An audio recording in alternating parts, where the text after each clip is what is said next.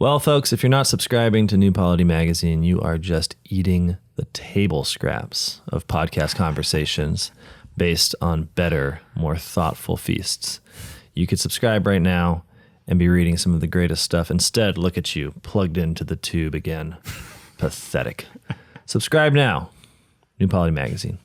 Hello, everyone. Welcome to New Polity's podcast, Good Cities. This is our last episode. I'm here with Nathan and Jacob. You keep like not looking at the right one. Well, it's difficult. I actually, yeah. He's Nathan. I'm Jacob. Look, you're both like engineers, and that creates a sort of common appearance. It just my civil engineering people. All right, then. A common glazed over look, which is great because that's just the look we need for this last episode. You guys told me, and I believe you, that you're going to discuss some practical elements of city building, some practical elements of difficulties that you might face, but also organizations you might look to help or to be helped by within cities, and a little bit about what you're doing specifically. Mm-hmm. So we're going to hopefully start to answer that perennial question of what do we do? I know, it's very frustrating. You spend all your life telling people what's wrong, and the only thing they can think to say is, well, what do I do then? It's like you don't even appreciate my work. Yeah. So, against all tradition, we're going to start with Jacob. Whoa. Yeah, innovators here. Truly. With innovators within the tradition. Yes.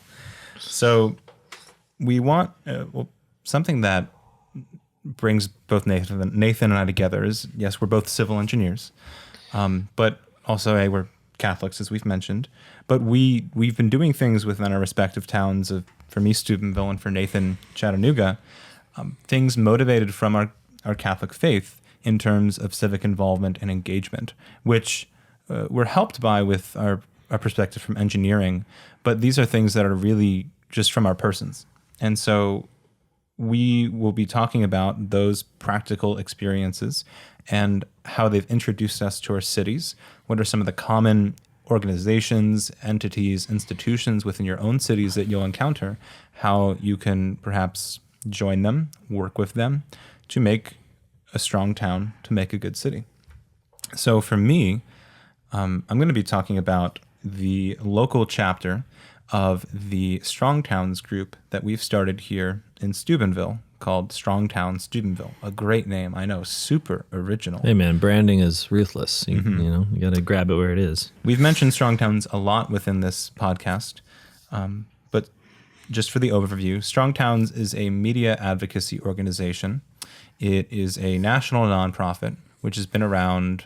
Actually, don't know how long the nonprofit's been around, but its founder, Chuck Marone, who is a civil engineer, has been writing on city building, good financial management of cities, and really good, something that his writing and then the writing of the people who've joined him within the now incorporated Strong Towns nonprofit is something that Nathan and I have drank from heavily and informs a lot of our thinking on cities. And one of the things that Strong Towns has are local conversations. Local conversations are autonomous groups that it's very easy to start one of these things, actually. The requirements are that you have 3 or more people who have met at least once to talk about implementing Strong Towns principles within your community. So that's a pretty easy bar to meet if you just need to get 3 people have met once. And we're not a nonprofit. We're just a group of active citizens within our community who are trying to impact the town and improve it by promoting Strong Towns principles. And I'll talk about those principles more incidentally to the action that we've done. I'll let our listeners, and we'll have some great links at the end and books recommendations at the end to get really into the weeds of some of those principles, things that we've already hinted at within this podcast. But I've formed this local conversation after coming back from the National Strong Towns Conference that they had in May of this year in Charlotte, North Carolina. And so it's relatively new. But before starting this organization that's brought a lot of people together to act in a civic way, I want to preface with what happened before that, and not just tell the success stories. I moved to Steubenville in May of 2021, following my service within the Air Force, and was personally a bit disillusioned by, I don't know, the liberal order. You remember meeting me. He was disillusioned with the liberal order. I was disillusioned. I was there. He was there. One of the first people that I lived next to Mark for the first 3.5 months that I was in town in a spare bedroom of a very gracious family's house. I didn't want to get right back into engineering after the Air Force. I suppose you could call it my post-collegiate gap year. I was able to get a job working with friends of the pod, working alongside them, Sean and Beth Doherty, with a local Methodist nonprofit in town called the Urban Mission. They are quite the movers and shakers in town. They've been around since the 60s and have acquired a lot of property, and they had acquired what was Steubenville's own old train station that is now 2 acres of just greened over space, and wanted to start an urban garden there. So I had no skill gardening whatsoever, but I was hired and started working for about the first year of getting to engage the community in a very organic way, and discovering the various other institutions that were in town. Was able to work with the Harmonium Project, was able to work with some of the various churches in town. But I spent my first year in Steubenville, thankfully, and I had the ability to do this based off of my just state in life, living very simply with this work and just involving myself with the local happenings. After that year, I was less disillusioned with I wouldn't say I was disillusioned with liberalism anymore. My illusions were, I understood the illusions, and I decided to march through it. Got an engineering job, been working a conventional civil engineering consultant work, but still with the focus of how can we do things to improve Steubenville. We have a lot of families moving here, predominantly Catholic families for the community, and so some of the things that I just felt motivated to start to do was try to start a welcoming ministry at my parish at St. Peter's. Was able to help move in a couple new families when they first got the U-Haul to their house and just unloaded it. Was able to help with the Harmonium Project, which I had been volunteering with since I got to town, and sort of serendipitously, after helping with the First Fridays predominantly for about 2 years, started to gain more solidity in town, or solidness in town, and just wanted to start to attend city council meetings. Those were unfortunately on the same nights as our Harmonium core team meetings. And so to wed the two together, I just kind of said, Mark, I'd like to be Harmonium city council liaison. And you said, we need eyes on the ground. Sure. Yeah. So I just started attending city council meetings and bringing people along. And having been in Steubenville for about 2 years, and most importantly, having made friends in Steubenville for those 2 years, meeting young people, young families, townies and long-timers who had a real commitment to Steubenville, wanting to raise their families here and wanting to see the betterment of the town, we became friends because of this common vision and worked together in all these various endeavors. But these friendships, which were already there. And so coming back from the conference, the Strong Towns conference in May, I already had a sense of friends who I'd been working with in various projects before, who had a commitment to the town, who were not, we're not totally orange-pilled, as any Not Just Bikes listeners would hear. Some of them had listened to Strong Towns materials or Not Just Bikes materials. But for the most part, we're just people who had a care for the town, were people that were my friends. And I just tapped a few people, not in a way that the group isn't open to others, but that I just knew people in my life who we would work well together with, and presented to them some of the core visions, the vision of Strong Towns and some of its principles. And a lot of them were on board. And what I recognized from this is that we had these friendships established beforehand that we were wanting to grow, to deepen, and to protect. And when I started talking about bike lanes and minimum curb radii. You know, it wasn't like I had just messaged these people on Facebook or found each other in a Discord talking about strong towns. These are people I'd lived with for 2 years.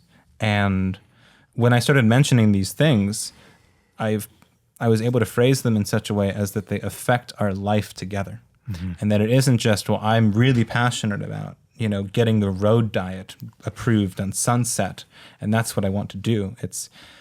We can't safely walk around our neighborhood because of the speed or the designs of these streets and roads. We can't develop the housing that we crucially need to meet these new people moving to the community because of archaic zoning requirements. And this affects our life together, which, thanks be to God, we had a life together already. Mm-hmm. And so people started hopping on board with strong towns because they were my friend. And we wanted continually to bring people into that friendship. But the one thing binding us wasn't only that we had read strong towns. And actually, it wasn't the predominant thing. A lot of the people involved, not all of them, but are friends from church, and so we have that grace of being able to have the most important thing in common, and we're all able to move from building the city from that Catholic worldview. And so, practically, we've met a few times and decided what are some of the things that we want to do. And we simultaneously realized inviting people into that friendship before just, you know, opening up their gullet and giving them strong towns drinking videos. From the fire hose of zoning regulations and city finance. How do you just show them that our life together is a good thing? And that your life together is influenced by the physical structure of the city. It's an incarnate life. Yeah. Let's do a bike ride. Let's just go and do a bike ride around our downtown. If it might have been mentioned on the podcast in kind of anecdotal ways, but here in Steubenville, we've had a lot of push, at least in terms of just local people and some energies of trying to get better bike infrastructure in Steubenville. We have the possibility of a national trail coming through Steubenville that would really bring a lot of vibrancy to the bike community here and could grow our bike community. But there's been slow action in terms of getting our city council, getting other pertinent authorities, county authorities, planning authorities to get on board with this. And so through my involvement with Harmonium, I was able to meet our county, the Jefferson County General Health District guy, the county health commissioner. Every county has one of these things, one of these entities, and they really exist to ensure the health of the county. They were big in COVID. But our county health commissioner is big on a fancy Seattle $1 million word called active transportation, which really just means getting around without using a car, walking, biking, unicycling, rollerblading, you name it. And so he's been advocating for trying to get state money to improve some of the bike infrastructure we have in town. We met during one of these advocacy meetings, and after the Strong Towns conference, about a month later, I reached back out to him and said, hey, I'm trying to form this local group. Would you be interested in doing a community bike ride together? We'd love to do our bike ride on the proposed route, or on the route that the proposed infrastructure investments are to go on. And he said, yeah. And so we started as the Strong Towns core team, making flyers, reaching out to our local newspaper, getting stories run on Strong Towns, helping explain to our community what it is, and then also presenting, giving the bike ride a date. Our first date was end of July. We were so excited. Got rained out. And we had to make the call literally the hour before, but it got rained out. And so quite disappointed. However, we rescheduled it for 2 weeks later and continued our push on promoting the ride. We tabled at the August 1st Friday with new rescheduled flyers. And I think we set the date for August 12th, so this was rather recent. We had over 40 people show up to that bike ride and cycled the city. I think the Monday paper of which we made the headline for said, "Cycle the city storms Steubenville streets." And we wanted to show people that, or we wanted to show people what it could be like to have this infrastructure. But we wanted to give them something to do and to be able to encounter one another. And this is the same thing, or these types of community engagement work is analogous to the infrastructure investment that Chuck Marone speaks about in Strong Towns of Small Bets. Some people were asking, are you going to do bike raffles for those people who don't have bikes, or will you be supplying bikes for those people who don't? No. We were able to get some refreshments that the county health commissioner was able to provide, but this was simply a bike ride with granola bars and water. It's definitely something I've learned through any kind of civic engagement, that like the temptation is often to attract more people by finding some money and making your thing better. I think this is usually a mistake, precisely because city building meets real needs with real resources, and it happens incrementally. And so even on a very small level, the moment that you get you're super excited, you've got your $5,000 grant from whoever to do X. Well, that's not from your community.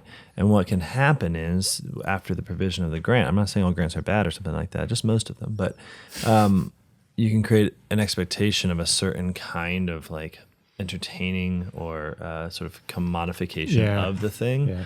And it makes people feel good in one way, they like you. They look at that. He provided the food and the music and the beer and everything. But then at the same time, they enter into a mode where they're more passive recipients of a commodity. You just provided it because you had access to money that they don't. But what we need to do is build institutions that are very realistic to what we actually have, so that people can feel tangibly their own participation in it and their own power. It's oh yeah, this is granola bars and bikes. I can do this. Yeah. Not, hey, this seems to be coming from above in some manner. How lucky I am to be able to participate and to receive it. And it was interesting. I was able to come on the second bike ride, which was hosted just a few days ago, and it was great. It was smaller, but it was still a really great group of people, and it was very quickly obvious this is not, we've talked about Strong Towns as an organization that has this thought on cities and all of these analyses on, city finances and zoning and all this kind of stuff. They get in the weeds. It is an organization that you can really dive in deep and learn a lot. But at the end of the day, all you need to do, you need people who understand these things. You need a few of them just to kind of help navigate it. But you need a group of people who are friends who understand how infrastructure affects the friendship. And it was very clear from the bike ride that most of the people there probably had no idea what a zoning setback was, or how, suburban taxation is a growth Ponzi scheme. It's value not, per acre. They're what? Yeah, what? None of that mattered. And it was wonderful. It was human. It was just, let's make friends and orient our friendship towards the good of the city. Yeah. And entering into this virtuous cycle, as we build our friendships, we build up the city. And then the city itself, the physical structure of the city, opens up opportunities to build further friendships. Yeah, so it allows you to recognize the needs just by, one thing that I see from your example here that I've also learned from acting in the city is the value of sacramental acts. So you described riding a bike on a route of a proposed bike improvement lane. Yes. Why? Well, it's to get people who can experience what it would be like, if we were to improve it, and to actually feel the need for the improvement. Even civic revitalization should not be afraid of danger, because so often the danger is precisely the thing that that's supposed to be addressed. And so sometimes we get this idea that we can't do something because, so for instance, like when we started doing festivals in the downtown, it was like, well, the downtown's, very poverty stricken, dangerous. You might get mugged. There's drugs, etc.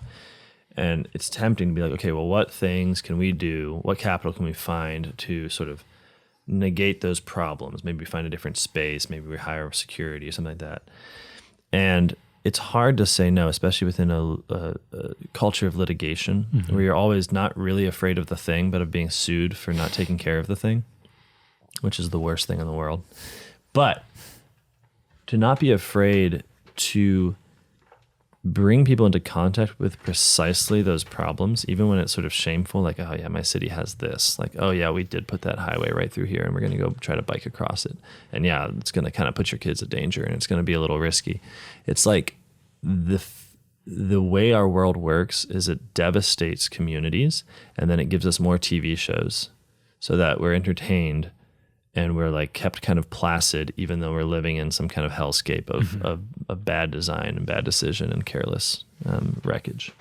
So the sacramental approach is to say, what can we do that makes the thing present now, even though it has a kind of eschatological fulfillment that isn't there? You can bike now, even though precisely as biking, you realize the total inadequacy of the biking infrastructure. And for us, it was First Fridays on 4th Street. We have this downtown where, more than every other building is vacant when we first started.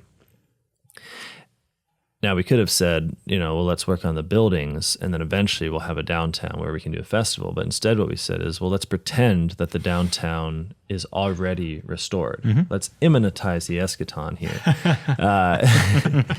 Not always recommended, but...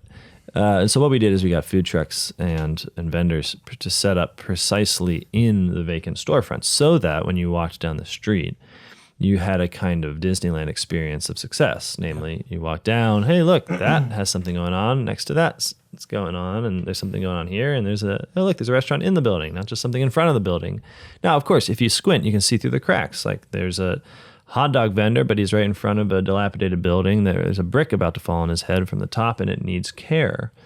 But the value of just saying, no, we're going to go experience the decline and the risk, and we're going to try living as if it weren't there, allows people to see and feel the steps necessary to get from point A to point B.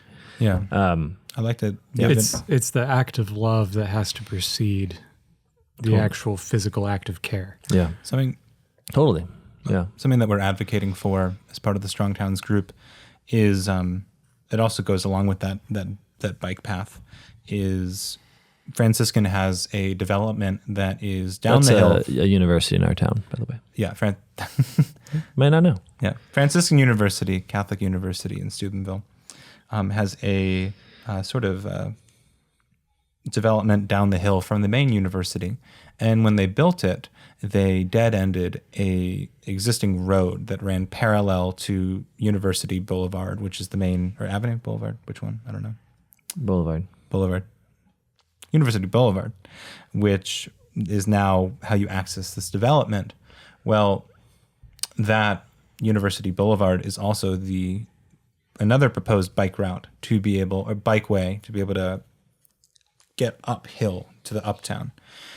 And it's very dangerous to be able to bike on that. Everyone who bikes around there bikes on the sidewalk simply because the cars are coming too fast and the grade is just too steep. However, when you go to where the road that they dead-ended for that development is, you can see what we call desire lines or desire paths.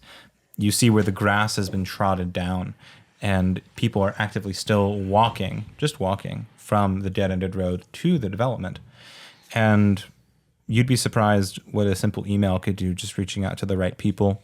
We met with, myself and a few other Strong Towns people met with the community outreach guy of Franciscan and saying, hey, would you be interested in putting a bike path? Because we could also show it's not just biking for health, it's biking for being able to make a useful journey up and downhill. Allowing university students to more safely get to the downtown and the growth that's happening there. But putting a bike path through the development that Franciscan has allows for increased in frequency of some of the businesses that are there. More people will be able to just pass by Brooklyn Bagel and get some coffee. And it might sound silly, and perhaps in some ways it is, but you are connecting the city more and giving a lot more serendipitous opportunities to meet one another by simply just putting down some asphalt where there's now just a gravel path. And so to the point of sacramentalizing and showing what, to an extent, what already is there, making present what already is, or making present what is, we have a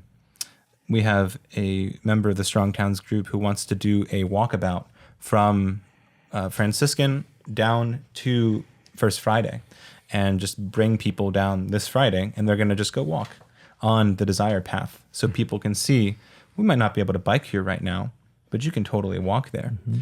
And she wants to make this a regular event. Totally. I think two things. One is that it's very good to remember that all of this stuff is very fun, because sometimes this never really plagued me, but I realize in conversation with others that this exists, and sometimes within an older generation, but there are people who are very ashamed of their cities. They're very ashamed that they are not some other city. And they are very ashamed of blight and of any kind of failure or bad design. And this creates a certain kind of civic type that I think we've all met. He's the guy who's really involved and knows everything that's going on and knows all the council members and hates all of them, right? Like it's sort of a morbid passion to be so aware of what's wrong with the city precisely in order to complain about it. And of course, social media has made him a kind of a regular fixture. And we can appreciate him as a type and one way to live a human life. But life is really fun. And one of the things that makes it fun is when things go all wrong and ass backwards, because then you get to really clearly realize yourself as someone who is sort of navigating more of a adventure than just a passive reception of a commodity. And so these types of things, I mean, often I've found this, it's like, well, we don't want people to walk in this area because it's not very well kept and they're going to see this. But it's like, take the precise opposite attitude, like have an adventure and realize how this area is full of potential. Because people, more than they want a kind of clean, passive, comfortable consumption of well-designed commodities, they want to be heroes and they want to live and they want to be proud of themselves. And putting them in touch with those points of life in which there's something to do here. And it actually does rely on you, because look at how badly it's being kept up by whoever it's apparently relying on, is actually a great joy to them. Now, the other thing I was going to say is, you mentioned just you don't know the power of an email. I wanted to know from both of you, because you've worked in these civic institutions, what your experience has been, because I think a lot of people have a barrier to civic engagement. And one of the temptations to just say, let the city be the city. I'm just going to be, a faithful Christian in my home and just deal with it. Is the idea that these institutions are somehow hermetically sealed from your influence. And indeed, everything within modern city sort of hiring and structuring seems to suggest that the whole thing is run by experts. From water to street department to the council itself, it's a process of management that people even go to college for sometimes to get the careers that they have within the city. And so what on earth could a citizen sort of do? I mean, isn't it kind of a romanticism from a bygone era that they're going to listen to your email and do something? What's your experience been there in that regard? Yeah, I mean, that's a really good lead into something we've already talked about on this podcast, so I'm not going to speak on it at length. If you want the full story, go listen to the local power episode from a year and a half ago. But on the side in Chattanooga, I run it started as just a podcast. It's since expanded into a couple different things, but Chattanooga Civics is what I call it. And the fundamental idea is to break down that barrier that people feel between their own lives and the government as somehow some separate entity. And because people feel that way, it's led to what I can only consider an abdication of the power that we're supposed to be partaking in. As by virtue of living in a place, you have a power to affect change there, either through forming groups of friendship that are also educating one another on the space of the city and how it impacts our lives, or through policy. We all have that power. And I think there's an obligation really to use it for the common good. And so what I started as just a podcast interviewing different civic leaders to help explain what exactly it is they do. Because you hear, hey, I'm the department head for public works. I'm the wastewater division manager. I'm the equity and inclusion officer. Like, what does any of that mean? People hear that and they have some vague idea. But most people really don't have cities don't do a good job publishing what it is exactly these positions do and how they're actually connected to the real life of people in the city. And what I have found, and this may be something peculiar to Chattanooga, but I really hope it's not. Most people who work in local government are actually quite passionate about what they do, and they're passionate about what they do specifically because they believe that what they're doing is helping their neighbor in some way. And some of these positions do require more specialization, more, a very specific degree with very specific knowledge that is just not clear to the average person and never will be. And it doesn't need to be. But what there does need to be is an understanding that these people are doing a job for the good of the city, ideally. And almost everyone I've talked to has been incredibly excited to share what they do. That power of an email has been incredibly successful for me. I've run into a few people who do hold themselves as kind of this high and mighty, I'm the expert, and whatever I say is rule, and there's nothing you can do about it. But for the most part, people are very excited to make their cities better places and to receive input. And so breaking down that barrier, pulling back that curtain to say, here is what your city is doing. It's really not that difficult to do something like this. It's literally just sitting down with someone and having a conversation. You put a couple microphones in front of you and you say, okay, hey, nice to meet you. You're the public works director. What does that mean?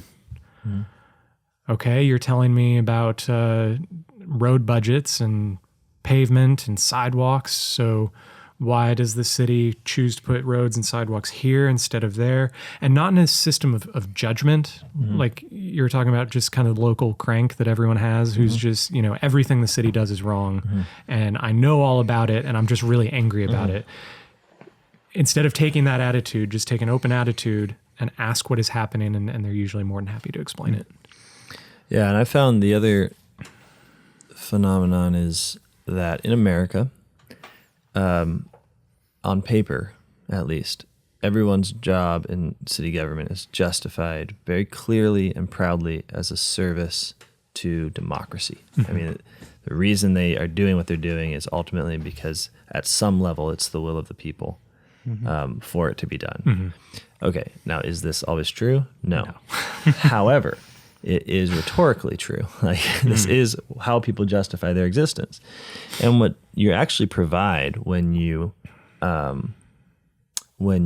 begin to either agitate, hopefully positively, for particular change, for a need, is you actually enter within that American rhetoric, and it has a lot of power because you're never just giving them, some annoyance that they have to deal with. You're also giving them the chance to justify their own work and their own existence to themselves. Yeah.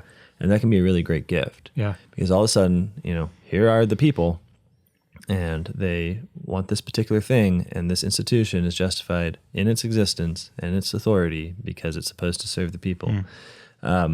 And so you can enter into that language no matter how provisional it might be. And I've found that, people are actually delighted to run with projects, and that if there's anything, it's like there's a structural fear of ever suggesting anything upwards. That it becomes a rarity to really ask people something. And so you have to kind of push past that, because at first it's going to be like, well, this doesn't really happen that people talk to the government in any way. Which is, sometimes you do deal with that. Sometimes it's harder than others. It's interesting. I find that language of democracy, that language of like participatory government, is particularly convicting at the local level in a way that it is not at the state or national level. We can say it, and some people might even believe it, but the scale is such that it becomes incredibly difficult to actually build relationship. But at the local level, you're at the place where this language of democracy and this language of solidarity can actually start to come together. And you can start to say, hey, as my city council person, I see you at the grocery store. Something that I like that Strongtown says is we shouldn't think of local government as the smallest of governments, like on this chain from federal, state, county, region, county, local, as the smallest, in a sense, most inferior of these hierarchies, but as the level where the most complexity of politics takes place. And where it is the most basic level where friendship can really dictate a lot of what happens. Because, as Chesterton said, we should keep our politicians close enough to kick them, as you've also said, as close enough to hug them. And it is on that local level where, literally, once you know who runs your city, you've attended city council a few times, and this depends very much on the scale of your community. Steubenville is a place of 17,000, 18,000 people. Just 2 days ago, I saw one of our city councilors at Kroger and said hello. You'll start to see people when you know who the people are. And that also affords you to be able to have those serendipitous conversations. This is also why bribing isn't like all bad. Okay, you're going to have to explain. Okay. Yeah. No, I shouldn't have said that. Okay, I'll say it. Yeah. So, okay. Bribing is bad. But you're going to have to cut this. I don't know. So when you bribe someone, they have a certain institutional role. And within that institutional role, they're basically governed by some form of constitution. And this can be more or less tyrannical. Like, obviously, you hope that it's a very flexible thing that is sort of for the sake of what's below, but very often they're dealing with a kind of unthought, complex code that they simply enforce as its police officers. And this is why within American politics, often like the zoning expert is like the cop for the zoning, and the building inspector is the cop for the how you build. They're literally, so one of the other things I do for Chattanooga Civics is I write a newsletter every week explaining what city council has done. Yeah. And all of these officers that you're talking about, they're literally unarmed special police officers. Like every few months, there will be something on the city council docket that says a resolution to authorize so-and-so as a public building inspector to be a special unarmed police officer. Oh, really? Wow. They're literally part of the police force. Yeah. And so this is it's an unfortunate part of the loss of virtue as an organizing principle within society is that coercion, and coercion isn't all bad, I'm not saying that, but I am saying that coercion becomes like the institutional role in every instance. It's like, how do we get people to build well? At the end of the day, we point a gun at them. I'm not saying you actually have to have a gun. They're unarmed, right? But like it's always thought within the logic that the police force is the ultimate kind of enforcement. Yeah. And so whether it's how you build or what you build or where you build or how you participate in politics, each sort of expert of that field is also the chief police officer of that field. Okay. So within this context, a bribe is essentially an appeal to an interest that the person has that isn't the enforcement of that particular code. So it's appealing to some other interest that is not civic, that's usually personal, and it usually takes the form of money. So you say, okay, you have this basically salaried interest in saying, this building doesn't meet zoning requirements, so it shall not pass. I'm going to appeal to some other interest because you're actually a human being, not just an enforcer of a abstract code. So I'm going to appeal to that other interest. Here's $1,000, and I know you really want a jet ski. I don't know. What do building administrators want? I don't know. No. They're perfectly happy. Okay, so you appeal to the other side. So this is the basic structure of bribing. Okay, this is why it's bad, because it perverts justice. However, pause. There's a presumption in that, where the presumption is that justice is that hasn't been some sort of injustice enshrined in the order of things. There's a presumption that what it means to order a community comes from above. And so the people who best order a community are disinterested in the community itself, but are most absent from it and its life. This is something sometimes I they run actually into. commute into the cities that they run in their managerial roles. And then as they operate on the city, they're supposed to have this kind of disinterested professional expertise. It's like, well, I'm not in this neighborhood. And so because I'm not in this neighborhood, I can see it coolly and calmly. Like, we should be allowed by law to have, this rabbit breeding facility here. Okay. And they have that ability, so the theory goes, precisely by a certain detachment. And it's funny because this is always never quite true. Like, this is sort of a facade in some ways, because what they'll do is they'll be like, okay, we have this position open in the city. What do we do? Well, it's an objective expert level position. So what we do is a nationwide search, and we find who's best for the job. And so everyone who watches this thinks, aha, it's a meritocracy. We're all just after the best man, the best candidate. All right, now here we go. All these people applied. We've got 30 applications. And who is it? It's the mayor's brother. He got in. It's crazy. He's the best for the job. And so you can see how... And it's funny, too, because at least in Chattanooga, whenever this happens and there is a nationwide search, and then someone is selected who is not from Chattanooga, half the comments at least are like, You're not from Chattanooga. We couldn't find anybody local. Yeah. No, It's like, why are we bringing this person in? Yes. It's in the city more than any other People organization. desire nepotism more than you think. Well, that's the thing. And nepotism has come up a lot in terms of, like, especially for young people, realizing that these institutions are governed by, use your phrase of the week, old white men, what may have you. But I can see, and you can probably see from your city government, you can look and wonder, look at those people in council. Are they actually friends with one another? Besides showing up once a week, maybe once every other week, once a month, council's meetings vary per city. Are they friends, real friends with one another? And that doesn't have to mean they agree on everything, but there seems to be this fear of becoming friends with your fellow civic leaders because it has the appearance of nepotism. Yeah. It's such a fine line to cross. And I'm working as a civil engineer doing consulting for developers, some of whom have long histories in Chattanooga, some of whom are coming to Chattanooga from other places. And then I also hold civic roles on a couple different boards. And then I'm also doing this like quasi-journalistic endeavor with Chattanooga Civics, and keeping all of these things in tension from a liberal, quasi-meritocratic standpoint has caused me a lot of like internal strife of like, how do I justify this? Yeah. And it's exactly what you've kind of come to the conclusion of, like, because I have a care for my city, I will be forming relationships with other people in my city. It's shocking, I know, but like, because I love my city, I love the people of my city, and vice versa. And because I have these relationships, I enter into these areas all the time where the ideas of conflicts of interest, depending on how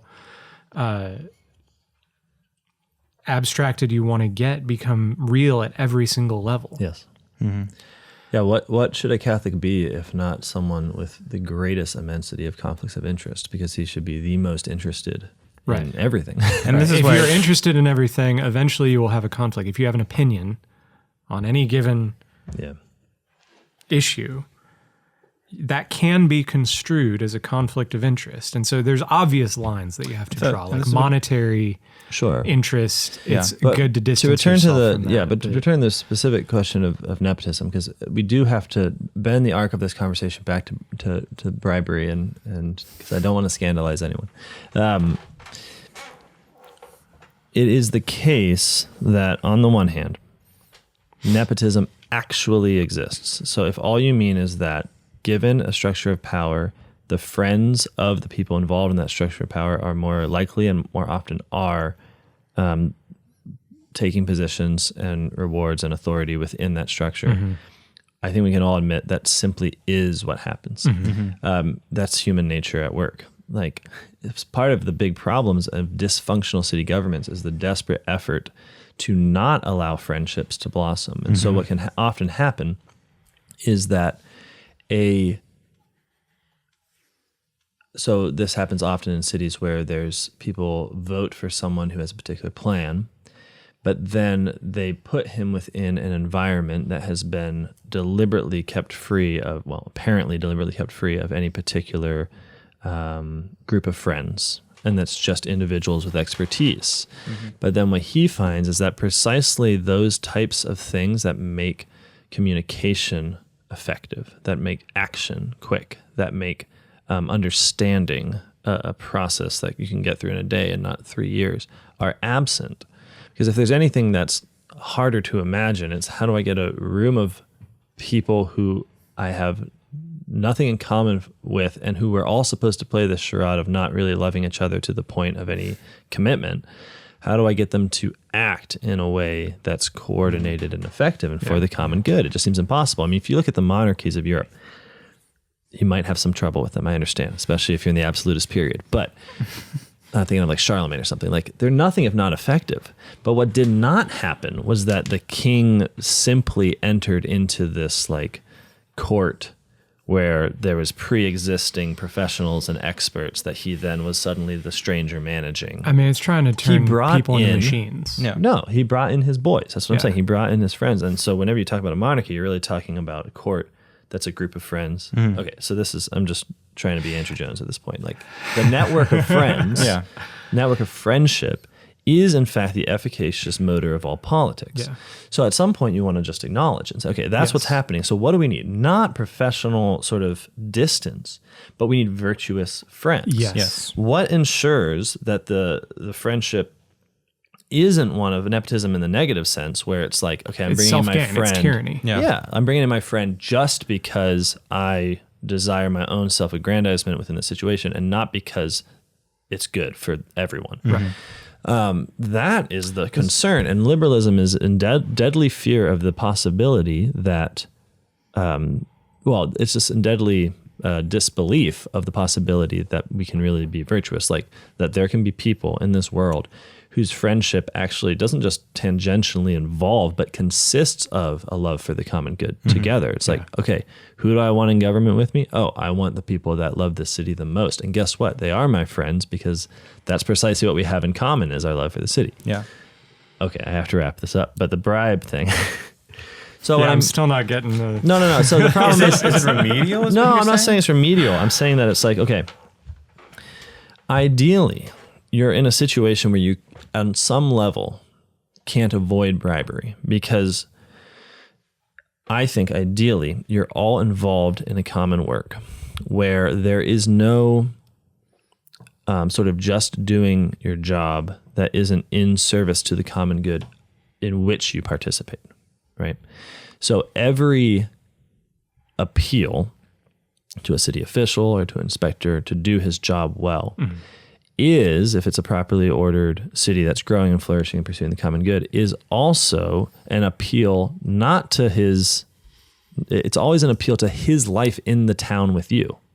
So like an obvious example is like, you can't, to someone who lives on the street where you're trying to build a brewery, you cannot avoid the appearance of conflict of interest and the appearance of bribery when you say, hey, I need your professional help. I'm going to need to move through this process quickly. If you're talking to a inspector, he is going to have what from one perspective could be the temptation of a good that he will receive at the end of it because he belongs to the very good that you're trying to improve. And that could be perceived from one angle as a bribe. And in fact, sometimes people say this, they talk like this, like, well, he's just pushing this through because it's like he's going to benefit from this thing that happens. Something that we can talk about but after this. That is what we should be doing. Like, we should be motivating people based on the fact that they live and are rooted in a place that improves through our actions. And so what we should see is people who want, to do their jobs, to some extent to sort of enforce the code, but who more primarily want to be happy because they're happy with everyone else involved in the city because that's what they're doing. They're city builders.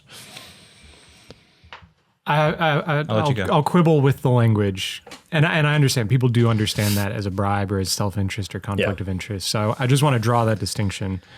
But I think, especially at the local level, we still have a system where there is an outlet to remove these people who are trying to act as disinterested arbiters of some abstract code that bears no relation to the relationship of people in a city. But that requires actually paying attention and understanding the levers of power as they exist. But it's interesting because as soon as you start paying attention, it becomes immediately obvious who is and isn't interested in the good of the city and which positions are basically just self-aggrandizing authoritarians who want to, I'm the expert and you need to do what I say, and which positions are willing to work with you and say, what do you need? How can I help you? Yeah. You're a citizen here. I work for the government. I'm part of this city. I want to help the city flourish. It becomes immediately obvious as soon as you start paying any sort of attention whatsoever. And there's outlets to elect different people. It's just that we don't do that. It's literally that we don't do that because we can complain at the national level, like, oh, there's all these different things, but it's so distributed. It's like we have 60% voter turnout and it's still like no one is quite sure what happened because I don't know what the people in Iowa are doing and what they care about. But at the city level, we only have like 15% voter turnout. And then we're shocked when it's, somebody who doesn't actually care. They just were able to spend the most money on the election. Steubenville has our local elections coming up on November 7th, and we have 4 city councilor positions that are up for election. And only two of the 4 are contested. And only contested by 2 people. The other 2, there's only 1 person on the docket. And we're small, but, it goes to show your point that the engagement, maybe this is a thing that you might find in the case of our cities today, that when somebody shows initiative, they're one of the few who are showing initiative on the local level. So you might quickly find yourself on multiple boards within like being the point person for multiple city councilors on a particular topic. And these are relationships you need to balance. This is why we're talking of Catholic cities, because it's Christ who allows us to live in virtue. Because we need that virtue if we're hoping to build up these good cities. But you will quickly find yourself in conflicts of interest because you have showed initiative. Yeah. Yeah, and it seems that the structures of our cities really do give the atmosphere of impotence. I mean, we spoke about the way cars do this. We spoke about the way zoning laws can do this. And I think I've made no secret of my sense of like what seems to be the way a hired bureaucracy as the main motor of your city, as opposed to elected officials, seems to drive a sense of basically consumerism in reference to the city. And because of this, it's like, well, why vote in that circumstance? Like if it's just we're the inhabitants of a built place and we're not the builders of the place, then why get involved in politics? Even in the nominal sense, it's like it's sort of voting is only one part of it, but it's kind of a marker for where I think people are, where their heart is, right? It's not in city building.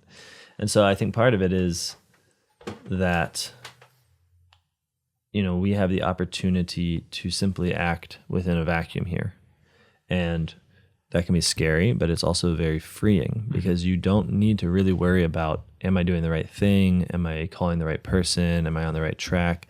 Because all of that presumes that there's this like thriving system in place that everyone's involved in. You have to find your place in it. But that's not really the scenario we're in American politics at this glorious end of the empire. In fact, we're in a situation where you might find yourself as the only person, sort of unelected person or unhired person who cares independently of some kind of salary.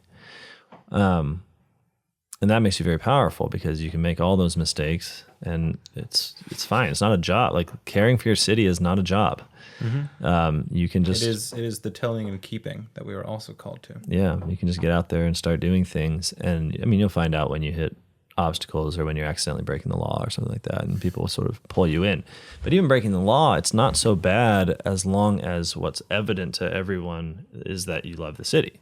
Because then breaking the law is like, well, oh yeah, he broke the law, but look what he was trying to do. Do you have a, Don't do it again. Do you have a case study for us? No. Oh, okay. That's what I thought you were about to get at. 0 case studies.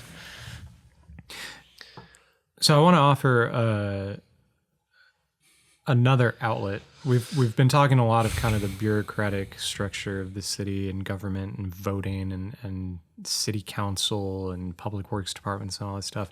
And I do not want to understate how important all of that is. Like, start educating yourself on how your local government works. Start understanding who is in charge of what area and start trying to form friendships with those people, or at least introduce yourself. Show interest, show initiative. And what will either happen is doors will open where you will soon find yourself, because you showed initiative, in a position of influence to start to exercise virtue for the common good.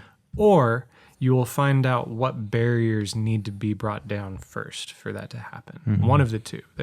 It's then up to you how far you want to pursue it. But it starts with educating yourself on how your city works, because you have to work. We're constrained by the systems that we live in. Yeah. And if you don't understand the system that you live in, you become impotent to a certain degree. But to take another step back for people who are not looking to get right into the kind of political realm, so to speak, there's another way of getting involved that I've found very helpful and has been seeing more success in Chattanooga, and that is the neighborhood association. And I don't know if y'all have these here. This is not a homeowners association. I want to make that clear from the very beginning. So when people hear neighborhood association, they get it confused with a homeowners association. A homeowners association is an involuntary group of people. You buy a house in a certain neighborhood and you are automatically part of a homeowners association that brings with it certain legal requirements that can be enforced by law. Like, hey, you can only paint your house one of 3 colors. You can only have your grass between 1/2 inch and 3/4 of an inch. You can't put a garden in your front yard, et cetera, depending on who's in charge of the homeowners association. That's a legal entity that exists attached to specific properties. A neighborhood association is a completely voluntary structure that is, at its most fundamental and natural level, simply a way of formalizing groups of friendship seeking the good of a neighborhood, and a way to exercise power as a neighborhood rather than as dispersed individuals. And so all it really is you get your neighbors together. Maybe you start with just your street, or maybe you zoom out a little bit and say, hey, this 10-block area constitutes a neighborhood, and we all share something in common. We have a shared identity as neighbors of this area. Come together.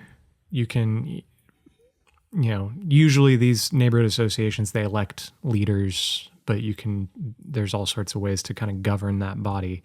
And it's a way of lifting up the concerns of a particular neighborhood so that they can be better heard at a larger city level. So, I mean, we were talking about earlier how sometimes it feels like the ward system here, the council system, the district system that we have in Chattanooga still feels kind of too big.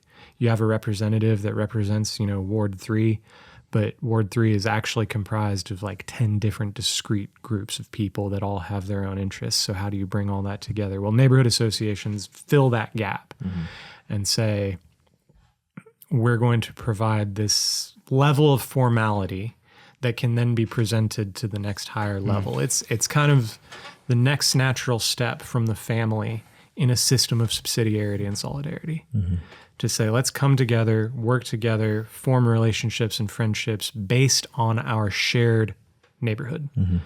And it's similar too, to the Strong Towns group, because the Strong Towns group, rather than being a shared neighborhood, it's a shared interest. It's just another way of organizing and affecting power. Yeah, no, I think that makes sense, and it does fill that gap, as you mentioned, between the family and then what's above, which yes is typically the ward, and it also provides people with. We say it's like gathering a pre-existing identity, but often within our American cities, it's a way of giving people an identity that they've lost and long for in some ways. Yeah. And I've seen this happen quite a few times, not with the neighborhood association in particular, but that Christendom, the world as it was sort of inspired by Christ, it's characterized in many ways. One of the ways is that it's a society of representation. And so a lot of thinkers will describe the ending of the Middle Ages as being an ending of a system of representation. And at its most basic level, it's just the summing up of corporate bodies in a single person or in a small group of people, but it's to be represented. And that in itself is a human desire to both represent others and to be represented by others. That is, it's not so much quashed as it is given like very odd and ineffective outlets in America. It's like, well, okay, we can be represented by the Republican Party platform, and maybe in some sense we're represented by our candidate. And I think the major difference there is these things, the party system or the council ward system, they're almost imposed from above. You find them set up in various documents and associations that exist outside and independent of you. Yeah. And they're like given to you, presented to you as something you can take part in, but they will exist whether or not you are actually part of it. The neighborhood association is more natural in that it is formed by the people at the very level it is supposed to be representing. Yeah, right. It's something they come together and lift up a person to represent them rather than being put into a neighborhood or a council ward or a council district and being offered the opportunity to select somebody. Yeah. This is something actually that we're doing with the Strong Town Steubenville group. We have some history-minded people who have joined our ranks, and something they're really interested in have been doing is researching the subdivisions of Steubenville. And that, like we said, it's this trend within America that you build things to climax conditions, but it's actually important to note building to climax conditions can take the place, as it commonly does, of the term we use in engineering, just in building, is platting, where you have land and then you impose a subdivided shape, just draw lines on it. But that doesn't mean you've built everything yet. You've just laid out the land development. And so often the platting and the full building of neighborhoods happens simultaneously in today's market. But you can still have neighborhoods that were platted, like your neighborhood you said was platted in like the 1910s, I think. 1910s. A lot of Steubenville neighborhoods were platted in the 1930s and 40s. And it depends on the neighborhood, but you can see that houses were incrementally built. Land was subdivided and then purchased by small contractors then that built, the old Sears house catalogs where you could actually purchase like a very nice prefabbed house, they come and build it. And so with that, these neighborhoods, which even look sort of like, our subdivisions have a very dynamic history. And that neighborhood identity is, I think it's important for us to connect to what that history was beforehand, discovering what am I the past is never the past. What is it that I am standing on? Even though we're maybe just now starting up a neighborhood association. Yeah. Yeah. I mean, it's different again from when a subdivision is built and somebody comes in and they build 200 houses and offer them for sale. This is an identity that is being offered to you from above. You can come and consume this identity and be part of this neighborhood, versus an earlier pattern of development was you can come and shape this neighborhood. You can buy this piece of property, and there's still an element of being offered it from above because somebody else did the platting. Yeah. But there's more room left open to say, here's your piece of land. You can build on it as you see fit and contribute to the neighborhood rather than simply coming in and consuming the neighborhood. Yeah, it's something that that Pope Francis in Laudato Si, somewhere in paragraph 150, 151, a little bit of 149. I won't read it, but there is a sort of authority given to the obvious need to take some time to know the place before we begin any kind of design or planning or.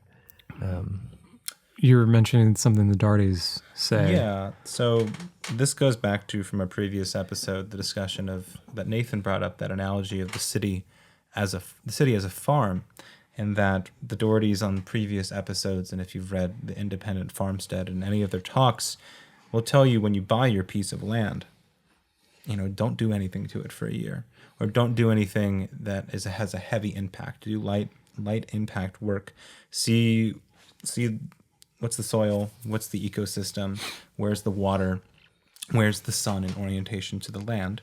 And then once you build, don't build your dream farm or your dream barn that's what you wanted, that's what you're going to retire into. Build something out of pallets. How is that going to last over the next year or two? And this gets into the small bet thing of strong towns. We really don't follow this in modern construction. We build to the climax condition, as we've said. And the only consideration that you have of your observe and interact is observe the city code, the ordinances and zoning, and then interact as little as possible with the building official so you can get that thing built like that. It only becomes an interaction with the community often when you get tied up when there's requirements that require you to come and meet the community.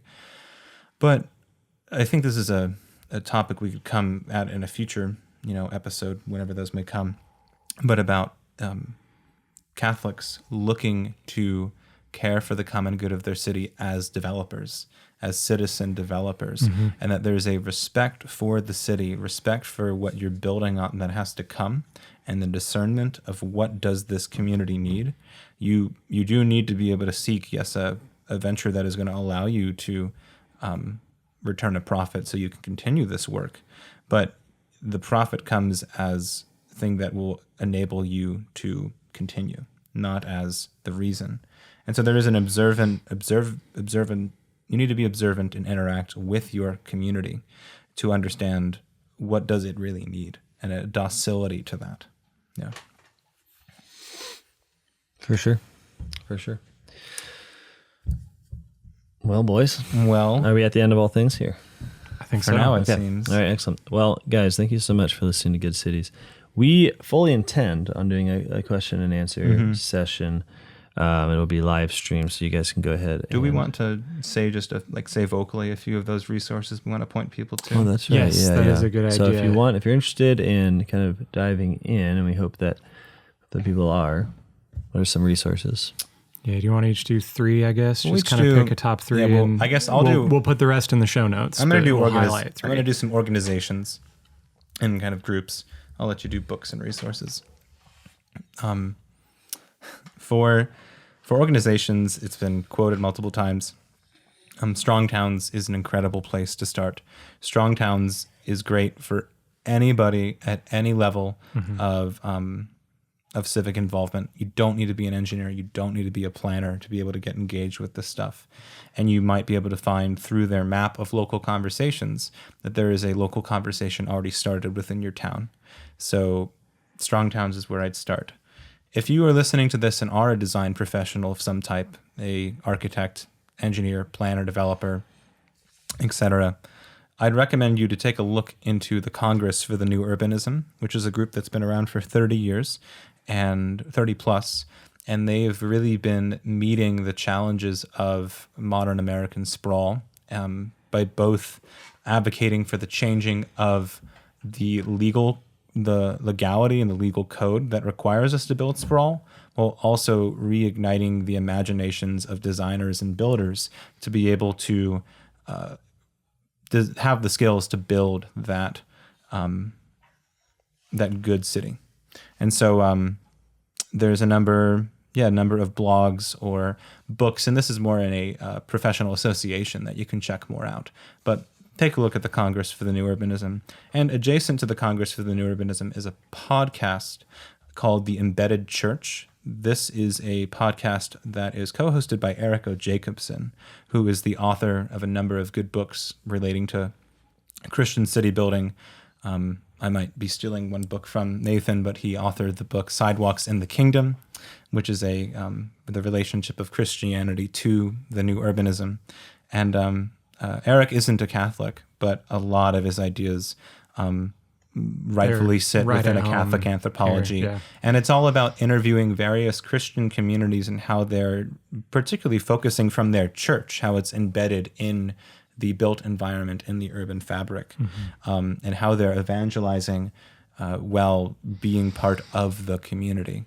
And it's diversity of topics there. It's easy listening, but I'd highly recommend checking that out. If you want a really kind of heavy philosophical consideration of cities as they relate to virtue and the good life and even Catholicism directly, there's a collection of essays by an architecture professor at Notre Dame named Philip Bess. The book is called Till We Have Built Jerusalem. It can be a little difficult to find these days, but it's well worth the read if you want that kind of really meat and potatoes kind of treatment.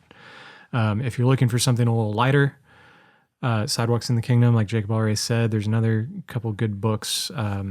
Walkable Cities by Jeff Speck just goes through some very practical considerations of what makes an enjoyable city.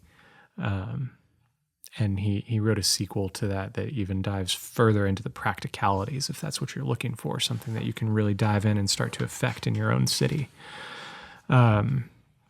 And then, of course, the Strong Towns book is a really great place to start. So, and we'll put all sorts of other resources. Mm-hmm. We have quite a long list that we can share in the show notes. One more that I will, and I've quoted it frequently while we're recording, is Geography of Nowhere, which is a really good history of development in America and kind of why things ended up the way they did. Yeah. So check out the show notes. It's marvelous. Boys, I have no recommendations because I'm here to learn. Okay. I mean, you could read Ivan Illich, but I'll probably tell you that at other junctures. No, Ivan Illich is quoted in Walkable City. Oh, so, good. Yeah. No, I mean, if you want to, I guess if you are this far in the podcast, you probably don't really need the encouragement. But if you want to be discouraged about the growth mentality that has dictated American development since the wars, really, then Ivan Illich is certainly the guy to disabuse you of growth mindset. Help you despair of your undeserved hope. Yes. But I don't think you guys really need that. Now, I would say, as always, the topics that New Polity addresses are only really diverse in the application of more fundamental themes. And with Good Cities, I hope what we made clear is that once again, we face a choice between two cities. One city that is going to create the conditions necessary for a life of virtue, the love of neighbor, and the love of God. And through that, create an order that comes from a common pursuit of the good, common pursuit of peace. And that the other city is going to be one that despairs in the capacity for virtue, and so seeks extrinsic coercive structures in order to create as much peace as possible within a world that's essentially always at war. And within this podcast, we really considered the way in which we've chosen the wrong city, and the way in which Catholics and Christians need to choose the city of God once more.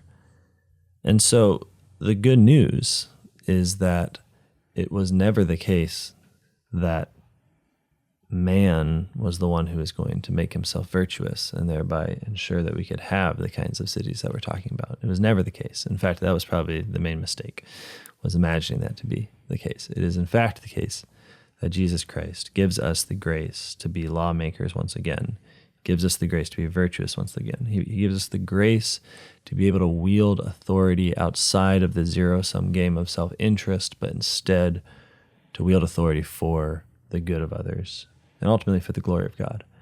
That's not an achievement of man. That is a gift from God. And the good news that the Catholic Church preaches constantly is that it's real. It really happened. We really have it. We have efficacious grace at our disposal. So just to encourage you as you go about this work, to remember that it's not so much, at the end of the day, like tweaking the zoning laws or tweaking the constitutions or tweaking the kind of ways you do it. It's, at the end of the day, it's just another step in the pursuit of holiness. And if we pursue holiness, then precisely in our desire to become virtuous and help others become virtuous, we will start making the right decisions where we're also attaining these goods we want, these walkable cities, these beautiful facades, these comfortable pedestrian spaces, these well-built and creative houses, these things that we would hope for from city building. And these come as the fruit Amen. Of the pursuit of holiness. And Jesus Christ always says, he says, well, at least he said it once, right?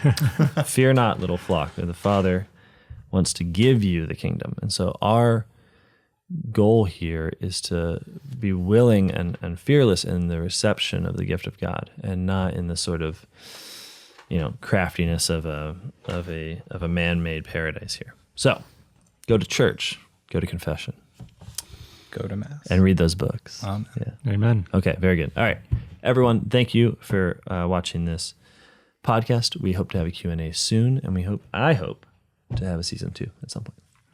All right, God bless.